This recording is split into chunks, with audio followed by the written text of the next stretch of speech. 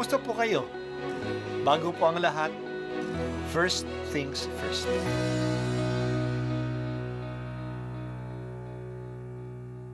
Good morning po.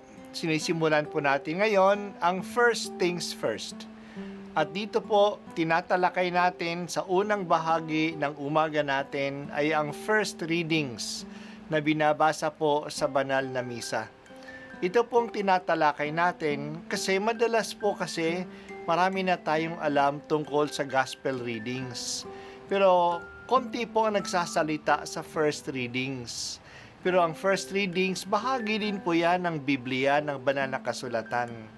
Kaya susubaybayan po natin ang mga first readings, basahin po natin at kuminsan kailangan ng basahin ng 2 o 3 beses bago maintindihan kasi hindi po tayo familiar sa mga istorya at sa mga kaisipan na tinatalakay dito.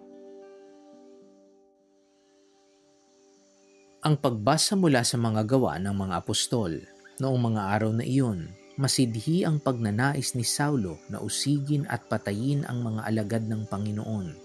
Kaya't lumapit siya sa pinakapunong saserdote at humingi ng mga sulat para sa mga sinagoga sa Damasco upang madakip niya ang sinumang matagpuan niya roong kaanib sa bagong pananampalataya, maging lalaki, maging babae, at madala sa Jerusalem.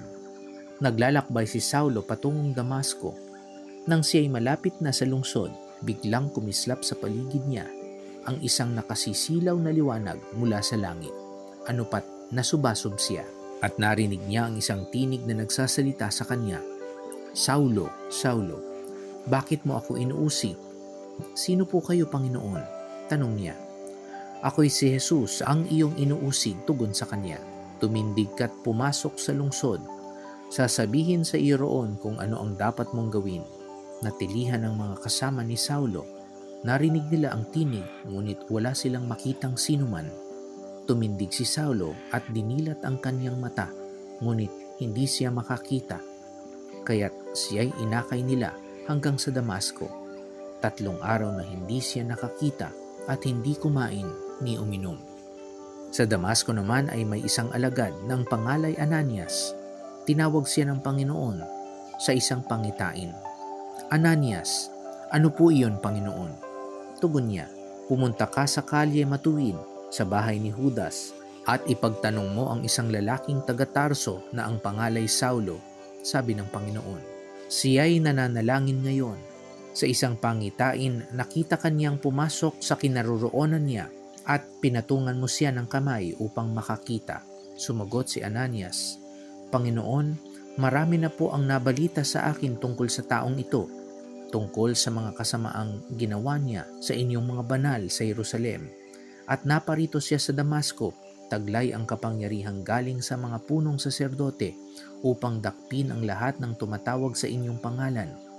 Ngunit sinabi sa kanya ng Panginoon, 'Pumaroon ka, sapagkat hinirang ko siya upang ipakilala ang aking pangalan sa mga hentil, sa mga hari at mga anak ng Israel, at ipaaalam ko sa kanya ang lahat ng dapat niyang tiisin alang-alang sa akin.'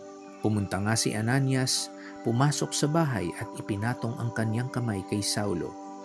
'Kapatid na Saulo,' wika niya, 'pinapunta ako rito ng Panginoong Hesus na napakita sa iyo sa daan nang ikaw ay papunta rito.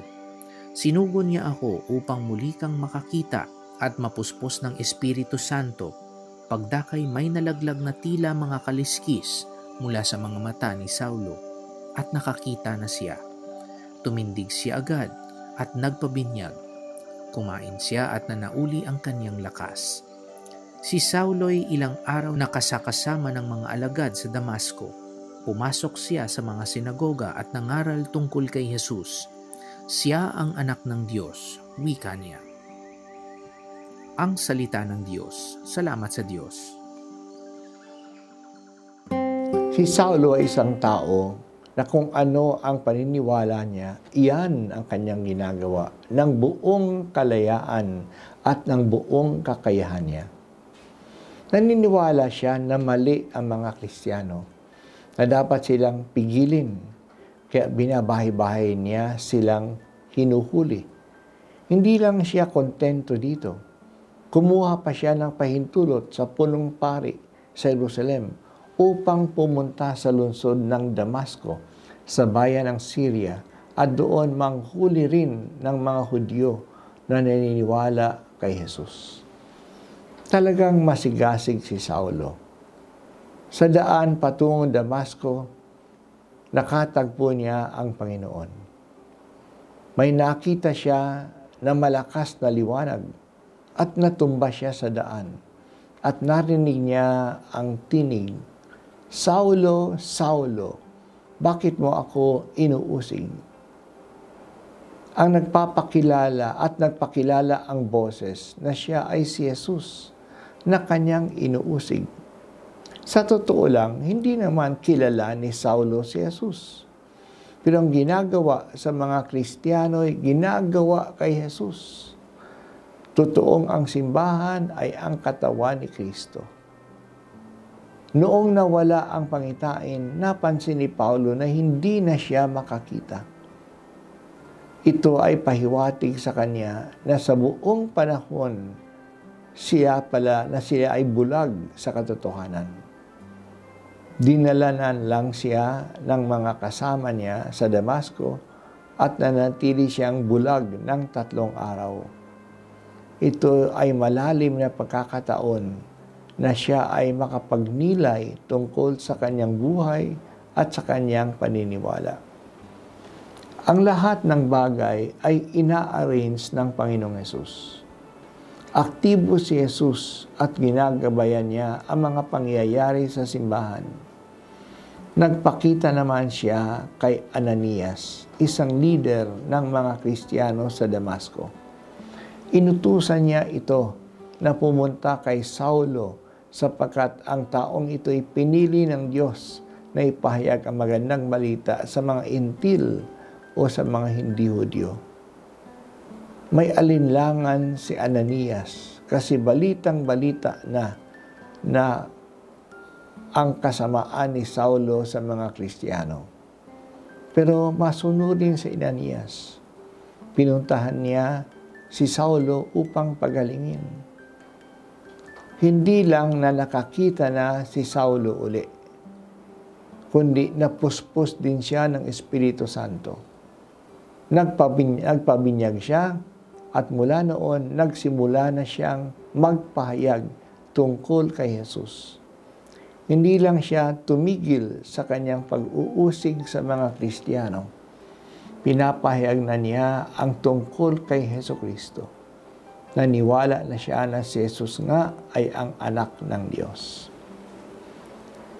Sa mga pangyayari na sinalaysay sa gawa ng apostol, makikita natin na ang pagpapakilos ng pananampalataya kay Jesus at ng Espiritu Santo ay malakas. May plano ang Diyos para sa kaligtasan. Kahit na ang mga kumukontra sa paglaganap ng magandang balita ay kanyang ginagamit sa pagpapahayag nito. Ito ay nangyari kay Saulo.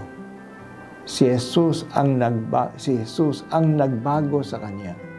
Si Jesus din ang nagpadala ng tao upang pagalingin siya at binyagan.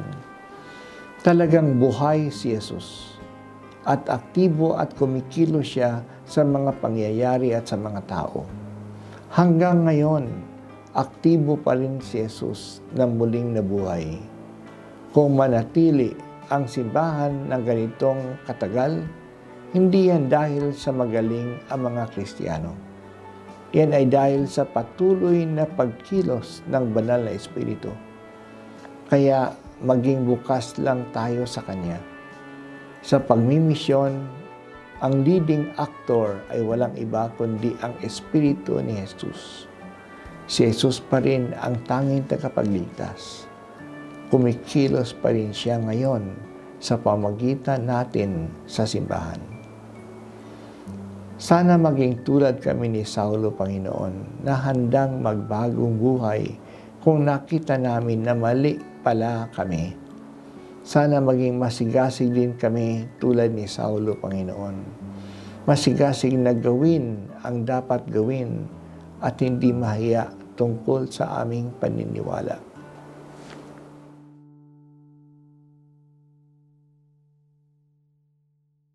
At ako po ay si Bishop Broderick Pabilio dito sa First Things First.